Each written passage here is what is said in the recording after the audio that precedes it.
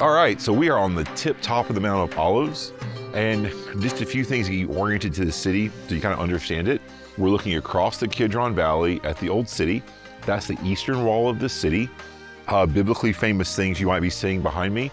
You can actually see the two arches in that gatehouse. That's the eastern gate. It's been closed up, but that's where it's prophesied Jesus will enter the city. So that's kind of cool, that's there. So we are overlooking the Wailing Wall, obviously the Dome of the Rock. This is the day before Yom Kippur, so there's a lot of activity going on down there. It's pretty interesting. But I just want to talk quickly about the Temple Mount and the temple. If you follow the story, David conquered the city of Jerusalem. The original city of Jerusalem was actually not inside the walls today. It was actually back there and down the hill. It's called the City of David. There's a lot of excavation going on now looking into that. Later, he came up here and he bought the threshing floor above the city. So there, inside of all that concrete and stone, there's a real mountain in there. It's Mount Moriah. Geographically, if you look at the hills here, you've got the Mount of Olives way over there. Then you have Mount Moriah. There's a dip in the middle called the Tyropoeon Valley. And then you have Mount Zion over on this side of us.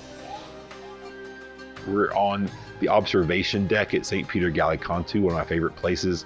The view from up here is spectacular because it sort of juts out into the intersection of these two valleys, and you can really get a panoramic view of Jerusalem. So let's start over here. I'll just show you a few things, and then we'll get to what we're really here for. The valley out here it's the Valley of Gehenna, or the Hinnom Valley. It was a city trash dump. It was always on fire and smoldering. And so Jesus used it as an illustration of hell. One other thing we know that definitely happened down here is somewhere along this line of cliffs, this rock wall out here. We don't know exactly where. It's where Judas killed himself. At the top over here, this is the Mount of Olives. Okay, that's the Church of the Ascension, that point sticking up there. And then you have all these tombs out in front of it. Basically, everybody wants to be buried, whether you're Christian, Jewish, or Muslim. Everybody thinks the end times are tied up with the Kidron Valley, the Mount of Olives. So if you look at the old city wall, you can see a couple of cool things. With really sharp eyes, you can see three closing arches out there on the wall that were the gates to the temple for common people at the time of Jesus. So that was the entrance that Jesus, John, James, the disciples would use. So that's kind of cool. So from right here, you get this whole sweep of the valleys and how steep it is, and a lot of sort of Bible spots around the city, which is pretty cool. I like this spot a lot. Jerusalem is a strange case because it's a city that's been basically continually occupied for more than 4,000 years. And so everything here is layers on layers on layers on layers on layers, okay? And you have archaeological parks underneath the buildings, because you have all these layers, and that kind of reality is true everywhere. So we're here, at the upper room, but really this is a building built by the Crusaders, likely on the spot of the upper room.